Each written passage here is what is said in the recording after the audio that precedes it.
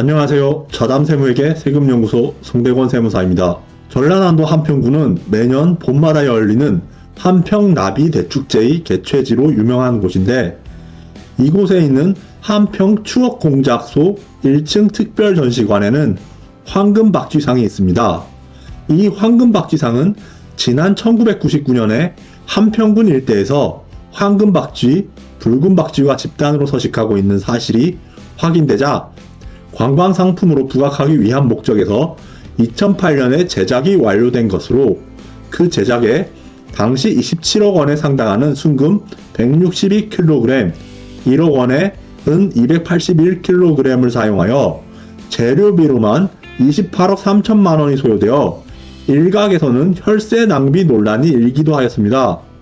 이 황금박쥐상의 가치는 지난달 2025년 2월 13일 시점 현재 금값 257억 3,694만원, 은값 4억 1,840만원으로 총 261억 5,563만원에 달한다고 합니다.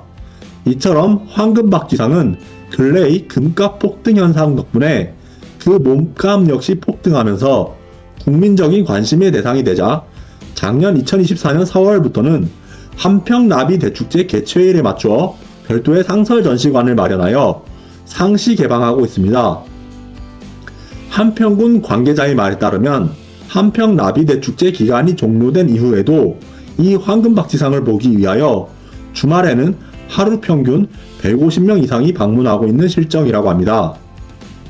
지난주 목요일 3월 13일에 국제 금값이 역대 최고가인 1온스당 3,000달러를 넘어섰습니다.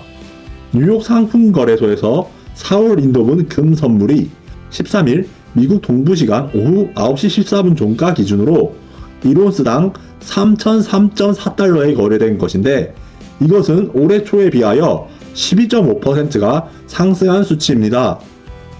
이처럼 최근 들어 국제 금값이 계속하여 상승하고 있는 현상은 근래에 도널드 트럼프 미국 대통령이 촉발한 이른바 관세 전쟁이 격화되면서 안전자산 선호 현상에 금 사재기가 급증하고 있는 것에 그 직접적인 원인이 있는 것이며, 머지않아 미국 연방준비제도가 기준금리를 인하할 수 있다는 시장의 기대감 또한 영향을 끼치고 있는 것으로 전문가들은 진단하고 있습니다.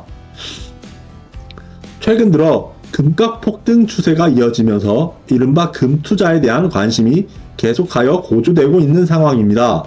이번 시간에는 이러한 금투자와 관련한 여러가지 투자 방법들과 각각의 투자에서 반드시 부수되는 각종 세금과 거래 수수료 부담 등의 사항에 대하여 소개드리려 합니다. 금투자는 크게 두 범주로 나누어 보면 직접 투자 방식과 간접 투자 방식이 있습니다. 직접 투자 방식이란 골드바 구매나 골드뱅킹과 같은 금 통장을 통하여 말 그대로 금을 직접 구입하거나 또는 직접 투자하는 것입니다.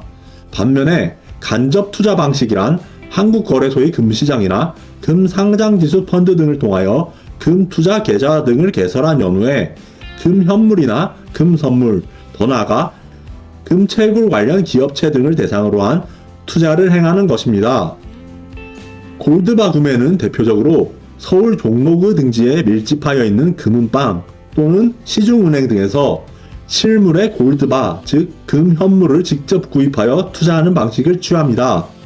조세 부담 측면에서는 이 골드바를 구매하는 경우에 그 공급가액의 10%에 상당하는 부가가치세가 과세되는 것이며, 거래 수수료와 관련하여서는 골드바를 매입하거나 매도할 때마다 각각 거래가액의 대략 3%에서 5%에 달하는 판매처별 수수료가 발생합니다. 골드뱅킹은 시중은행에서 금 통장 계좌를 하나 개설하여 0.01g 단위로 금을 구입하여 금 통장에 적립하여 투자하는 방식을 취하는데, 실물금을 직접 구입하지 않고 금에 대한 직접 투자를 할 수 있는 것이 특징입니다.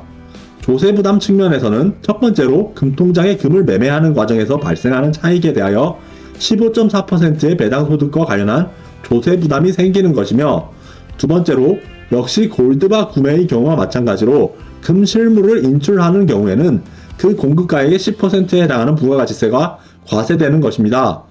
거래 수수료와 관련하여서는 매매 기준율의 약 1% 정도가 수수료로 부과됩니다. 한국거래소 금투자의 경우에는 우선 주식 투자의 경우와 유사하게 증권사 등에서 금 현물 계좌를 개설한 연후에 한국거래소에 개설된 금시장을 통하여 1g 단위로 금을 거래하는 방식을 취합니다. 조세 부담 측면에서는 첫 번째로 금 현물의 매매 차익에 대하여 비과세가 된다는 것이 특징적이기는 하나, 두 번째로 금 실물을 인출하는 경우에는 그 공급가액의 10%에 해당하는 부가가치세가 과세되는 것은 동일합니다. 거래 수수료와 관련하여서는 증권사별로 대략 0.1%에서 0.3%가량의 수수료가 부과됩니다. 금 상장지수 펀드 투자 또한 주식 투자와 한국거래소 금 투자의 경우와 유사하게 증권사에서 계좌를 개설한 연후에 금 실물 가격의 변동 추이를 추종하는 이른바 상장지수 펀드에 대한 매매 등의 거래를 행할 수 있습니다. 조세 부담 측면에서는 앞에서 언급한 골드뱅킹의 경우처럼 금 매매 차익에 대한 15.4%의 배당 소득과 관련한 조세 부담이 생기는 것이며, 거래 수수료와 관련하여서는 상장지수 펀드 운용사 측에서 연간 약 0.5%에 달하는 운용 관련 수수료를 부과합니다. 지금까지 금 투자와 관련한 대표적인 4가지 투자 방식으로 직접 투자 방식으로 분류되는 골드바 구매와 골드뱅킹, 간접 투자 방식에 해당하는 한국거래소 금투자와 금상장지수 펀드 투자 등에 대하여 각종 세금과 거래 수수료 부담 등의 사항을 중심으로 개략적인 소개를 하였습니다. 전문가들은 이러한 4가지 금 투자 방식 중에서도 한국거래소 금시장에서 금 현물에 간접 투자하는 방식을 가장 추천하고 있습니다. 즉, 이 한국거래소 금 투자 방식은 금융소득세, 양도소득세도 나오지 않고 배당소득세도 없는 투자 방식이기 때문에 이것을 현물로 바꿀 때 부가세 10%가 있는 것을 빼고는 시세 그대로 따라가고 세금 측면에서 가장 유리해 베스트라는 것입니다. 이러한 전문가의 견해는 한국거래소 금 투자 방식이 앞에서 언급한 골드뱅킹과 금 상장지수 펀드 투자의 경우에는 금 매매 차익에 대한 15.4%의 배당 소득과 관련한 조세 부담이 필연적으로 발생한다는 사실, 그리고 골드바 구매 투자 방식의 경우에는 골드바를 매입하거나 매도할 때마다 각각 거래가액의 대략 3%에서 5%에 달하는 판매처별 수수료가 발생한다는 점을 감안한 것으로 보입니다. 미국의 버크셔 해서웨이 회장과 CEO를 겸하고 있는 워런 버핏은 가치 투자의 대가이자 전설적인 투자가의 대표적인 아이콘으로 여겨지는 인물입니다. 워런 버핏은 펀더멘털에 비하여 낮은 가격에 거래되고 있는 주식에 투자하여 장기간 보유하는 방식으로 지난 1965년부터 2014년까지의 만 50년 동안 연평균 21.6%의 수익률을 실현하여 투자에 있어서 이른바 장기 투자와 복리의 위력을 보여주는 대표적인 전설적인 존재입니다. 워런 버핏에 대하여 전국 각지의 대학에서 경제학 입문 관련 교과 과정의 교과서로 널리 사용되고 있는 맨큐의 경제학 저자로 유명한 하버드 대학교 경제학부의 그레고리 맨큐 교수는 그를 합법적 탈세, 일명 세테크의 달인이라고 비판한 적이 있습니다. 즉, 맨큐 교수의 주장에 따르면 워런 버핏은 지금까지 3가지 절세 전략을 사용하여 왔는데, 첫 번째로 버크셔 해서웨이에서의 무배당 정책을 통한 상대적으로 낮은 법인세율과 높은 개인소득세율 차이에 상당하는 절세 효과 추구, 두 번째로 버핏의 트레이드 마크인 장기 투자를 이용한 자본이득세 회피, 세 번째로 기부를 통한 증여세와 상속세의 회피가 그것입니다. 특히 맨큐 교수는 기부야말로 워런 버핏이 사용하고 있는 절세 전략 중에서 가장 강력한 방법이라고 지적하고 있습니다. 앞에서 언급한 금투자 관련 투자 방식에 있어서 한국거래소 금투자 방식이 가장 우월한 방식이라고 언급하고 있는 전문가의 언급 중에서도 세금 측면에서 가장 유리해 베스트라는 표현이 눈에 들어옵니다.